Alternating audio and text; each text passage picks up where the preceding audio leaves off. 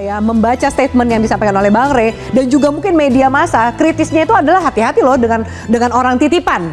Orang titipan eksekutif malah tadi Bang Rey sampaikan. Paling dominan adalah eksekutif. Paling dominan adalah eksekutif. Dan kan yang daftar ini kan nggak mungkin nggak izin bosnya gitu karena masih aktif.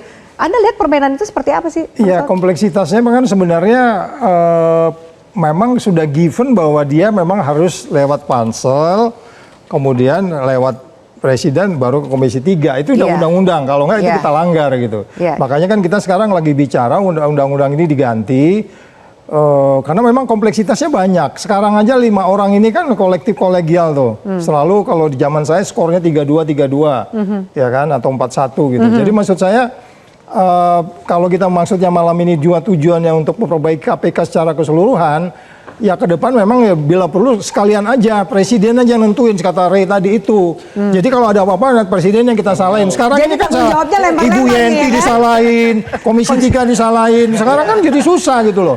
Makanya sebenarnya kalau memang mau udah dituntut oleh presidennya sekalian supaya kita bisa gantung presidennya gitu kan. Jadi bahwa memang pemberantasan korupsi nggak jalan karena yang kamu pilih sekarang Ibu Yenti nggak bisa disalahin, Komisi 3 nggak bisa disalahin. Apalagi pansel atau panitia psikotes.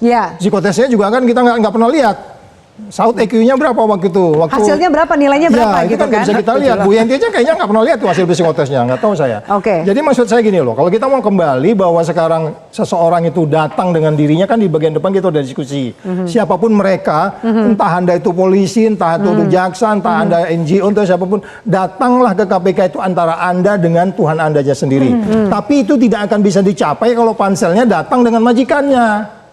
Banyakan yang datang sama majikan atau banyakan sama Tuhan? Anda lihat dari komposisi yang kalau di psikotes itu kelihatan.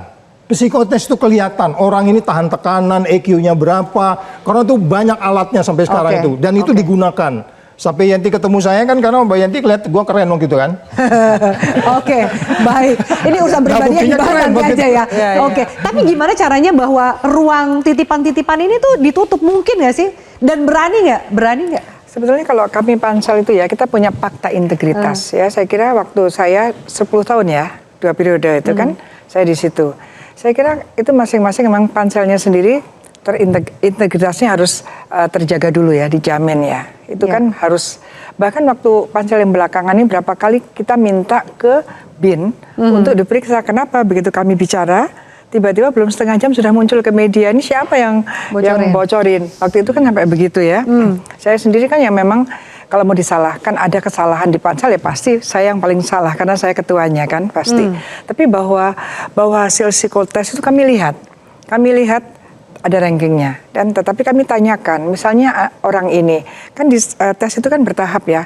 Tes yang sebelumnya kok bagus, tapi di sini misalnya agak gini. Kita tanyakan, kalau ini kita naikkan bagaimana potensinya, bagaimana berbahayanya, atau aman-aman saja, itu kita tanyakan. Tapi artinya gini, pansel itu nggak kerja sendiri juga, kerja dari vendor-vendor itu kan, ya mitra kita lah ya, dari psikotes, kemudian dari tentang kesehatan jiwa, saya juga lupa nih jiwanya sehat nggak waktu itu, apa saya salah lihatnya ya. Ya jadi itu ada, jadi banyak dan pansel itu kan bersembilan. Waktu itu memang kami kan kental ya, orang perguruan tingginya banyak kan waktu itu, kental lah ya. Jadi kita betul-betul yang dari kampus atau masyarakat itu betul-betul kita berbicara bahwa kita harusnya memang sedemikian rupa sehingga sesuai yang diharapkan masyarakat. Tapi tadi saya mau bilang Mas Kurnia ya, yang mengatakan terburuk, saya belum tentu setuju juga karena saya nggak tahu ukurannya. Nanti saya cek juga ya, apakah hanya Indonesia di dunia ini yang ketua KPK-nya jadi tersangka. Nanti kita perlu kita lihat juga, nggak apa-apa. Iya, bukan itu IPK-nya itu kan udah jelas tuh memburuk. 40 ke 34 kok itu gimana? Enggak. Itu kan tanggung jawabnya pencegahan. Tadi kan bicara pencegahan. Itu pencegahan. Jadi kesalahan bukan di Bunda, kesalahan orang yang dipilih. Ketika orang disuruh perang, itu bukan urusan Bunda lagi sebenarnya. Ya, tapi gini, itu IPK yang menjadi 34 itu lebih pada adanya conflict of interest in between antara legislatif dan eksekutif. Waktu itu jadi kan korupsi kok di sana. Karena misalnya ada proyek-proyek dan sebagainya, siapa sih yang bergening di sana? Antara eksekutif dan legislatif.